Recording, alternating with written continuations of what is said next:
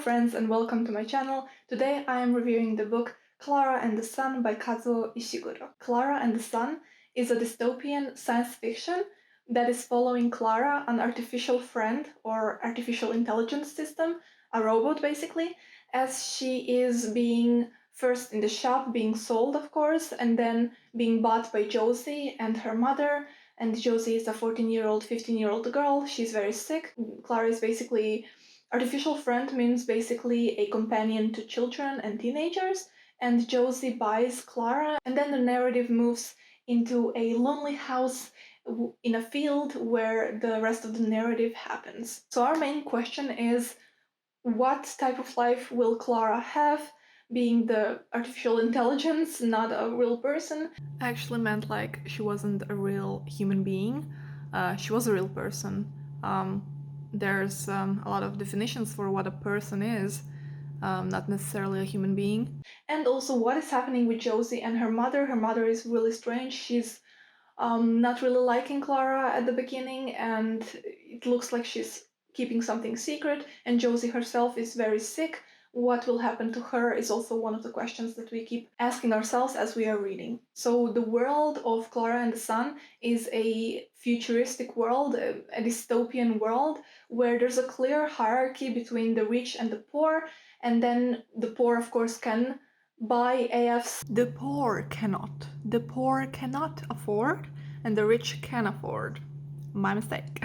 And they can afford to lift their kids. So some kids are lifted and some are unlifted, which is like kind of a taboo, and you don't want to be unlifted. Anyway, I won't spoil what that exactly means. We are following, of course, Josie and her mother, which is often referred to as the mother, capital letters. And they're, of course, in the rich strata, and they can afford Klara. And Josie herself is one of the lifted kids, and this is why she's so sick. However, the center of the story is definitely not world building, but I did have a sense of the world as I was reading the book. So the whole plot is set in America. We have one house, Josie's, and her neighbor's Rick's house, and the rest is all fields and nature. It's far away from any city. And I really liked how Klara depended on solar energy to survive. Basically, these artificial friends depend on sun because they run on solar energy, and this is why the title Klara and the Sun. And there's another role of sun in Klara's life, and it was incorporated really nicely in the whole narrative, which I won't spoil for you, but it's really interesting to see how sun affects Klara and how Klara thinks about the sun. So Klara is a really wonderful character to follow around. She is kind of passive because she is a robot and she has to, obey her masters basically. But in this passivity, she's very willful. I think Ishiguro managed to make Klara interesting. And there's also this huge element of duty, which we can see in Klara, and we can see this in other Ishiguro's books. The Remains of the Day is one of my favorite books of his, and there we have the main character whose main purpose is his duty to his master, and we can see the same here. Klara, her duty to Josie, her friend, her human friend, comes first and foremost before Klara's own life and well-being.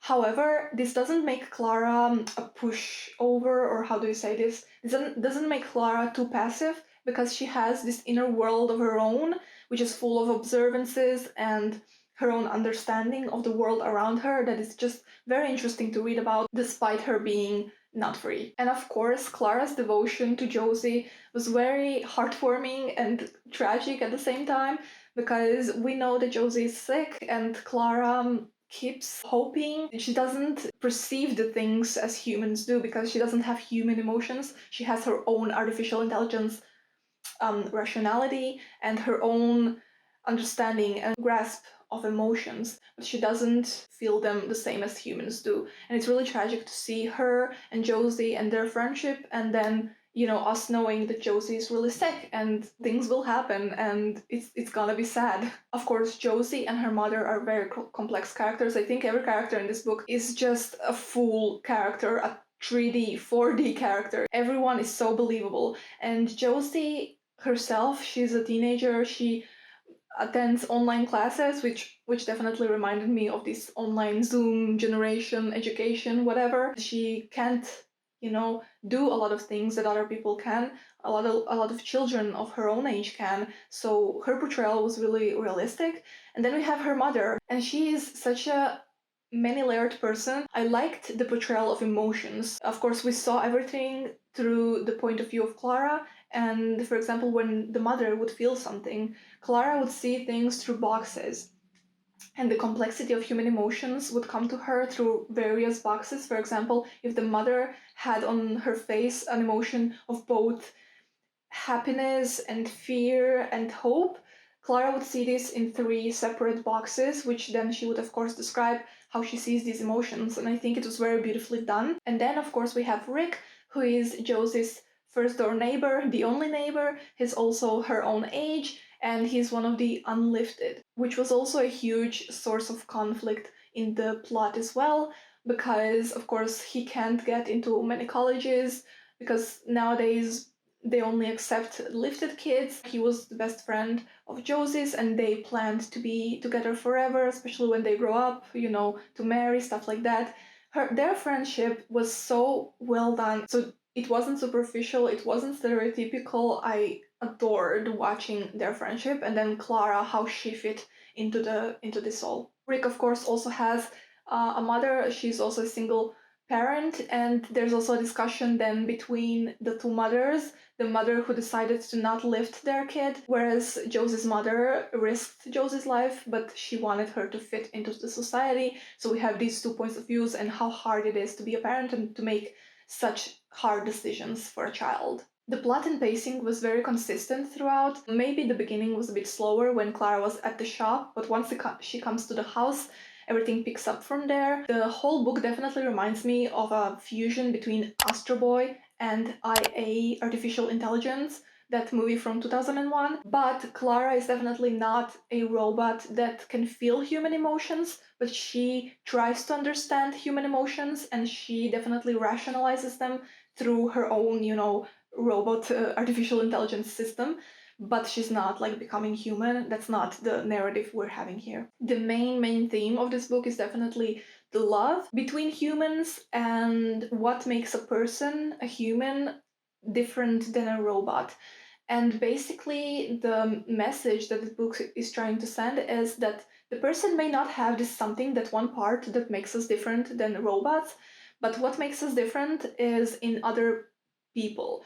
The love of other people for us and our love for them is what makes us different than artificial intelligence systems, because we can never feel the same way towards robots, basically, than we do towards other people. And I really liked that message. Now, the dialogues of this book were phenomenal. They were very dramatic but realistic, and the balance between dialogues, descriptions, and introspection was really nicely done, that I didn't even realize that there was something wrong. Sometimes I think that there's too much description or too much introspection in a book.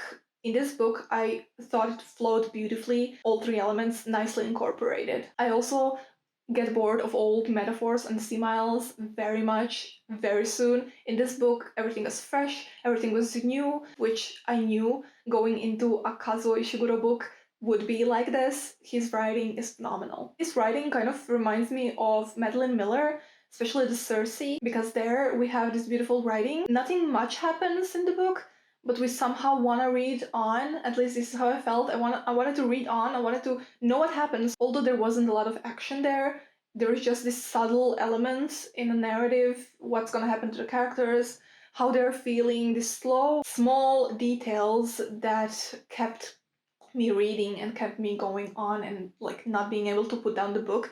I would have read this book in one day if not for my classes. I was even late for one of my classes because of the book. This is how much I was really hooked. Now I think I need to mention that while Klara and the Sun is labeled as science fiction / dystopian book, I think it's more of a literary fiction, because it's not really about science and the world building, the dystopian world.